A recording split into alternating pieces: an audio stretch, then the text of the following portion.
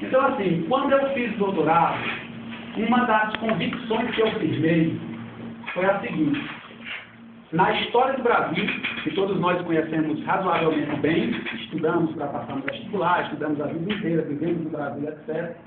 Então, nós sabemos dados básicos da história do Brasil, mas se a gente botar numa linha a história do Brasil, numa linha de tempo, a década de 60, especialmente o ano de 67, mas a década de 60 de modo geral, vai representar um corte no fluxo da história do Brasil. O que é que eu estou dizendo? Eu estou dizendo o seguinte: na linha evolutiva da história do Brasil, você obviamente encontra inúmeros momentos de corte. Esses momentos de corte são os fatos que nós decidimos, às vezes arbitrariamente, que são os fatos mais relevantes para estabelecerem marcos.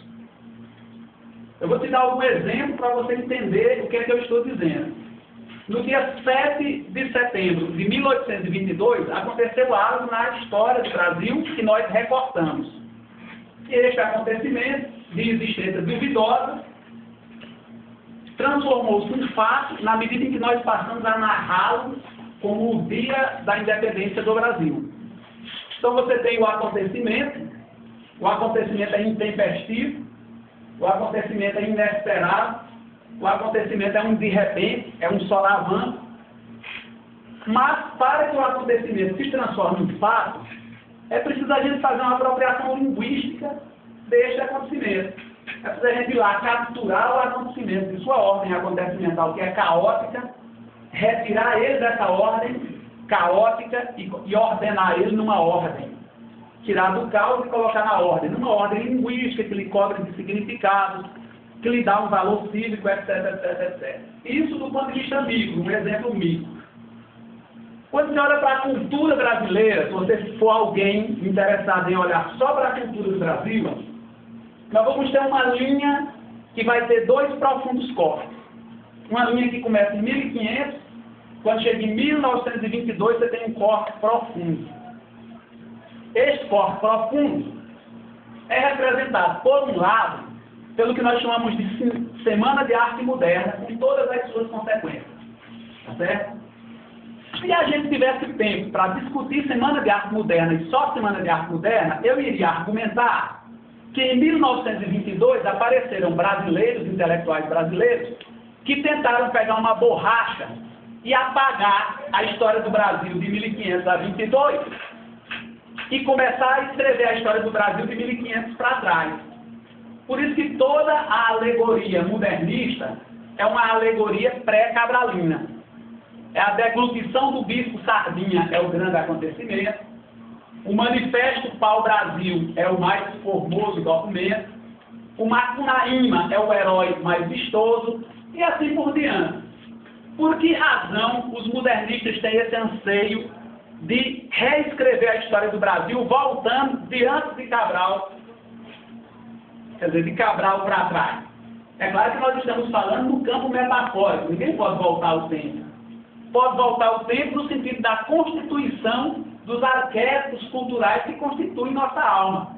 Então, para eles, o tipo cultural brasileiro que tinha sido inventado até ali não era legal, porque era todo resultante de uma contaminação dos interesses, dos signos, dos símbolos, dos quereres, das estéticas exteriores. E nós precisávamos descobrir o que era a nossa estética. Portanto, a estética do Brasil se configuraria, em primeiríssimo lugar, por um isolamento do Brasil, da cultura brasileira em relação às outras culturas, e pela preservação, pela proteção dessa cultura em relação ao contágio dos signos e dos símbolos do exterior.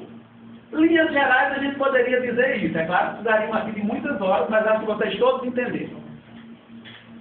A linha segue, então, com alguns solavancos, porque o Gilberto Freire, aqui no Nordeste, é uma espécie de Prometeu antimoderno, porque ele percebe que o modernismo paulista é um esforço de nomeação do Brasil e compreende que a nomeação do Brasil é, consequentemente, um instrumento de apostamento do Brasil, então ele também quer dizer o Brasil dele.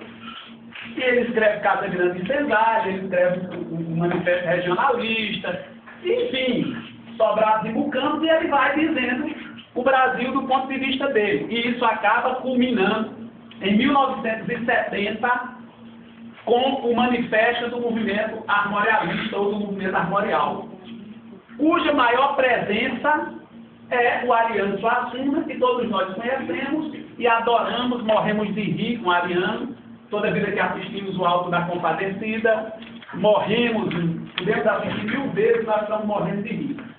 Entretanto, a noção de cultura do Ariano, ela é mais ou menos sintética e complexada, quer dizer, complexada não. Ele sintetiza a noção de cultura dos modernistas e a complexifica, agora pegando como argamassa a resposta para aquela pergunta que foi formulada em 22. Qual seria o ser do Brasil? O que é que particulariza o Brasil?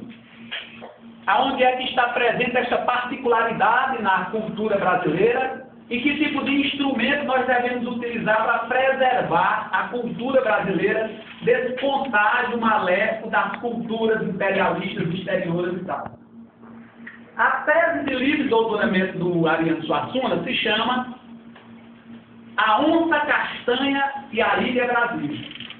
Se chegar em casa hoje e não tiver com preguiça, quiser ir no Google e botar essa expressão como argumento de busca, vai retornar uma porrada de coisas.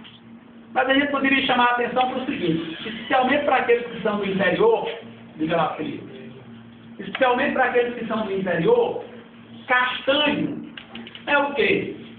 Castanho é o mulato, é o mixado, é o miscigenado, não é? É o mix, mas só que é o mix étnico. Então o castanho, a tez castanha, seria uma das particularidades do ser do Brasil. A cultura nordestina, por sua vez, seria outra particularidade e legitimidade da cultura brasileira, seria uma síntese da cultura brasileira. E olha a outra parte do título. Além da onça castanha, que é este ser da cultura brasileira, a Ilha Brasil. Isto é, o Brasil permanece em 1970 se requerendo, se reivindicando uma ilha que precisa ser protegida do contágio das ferramentas imperialistas das culturas exteriores e, muito particularmente, da cultura americana.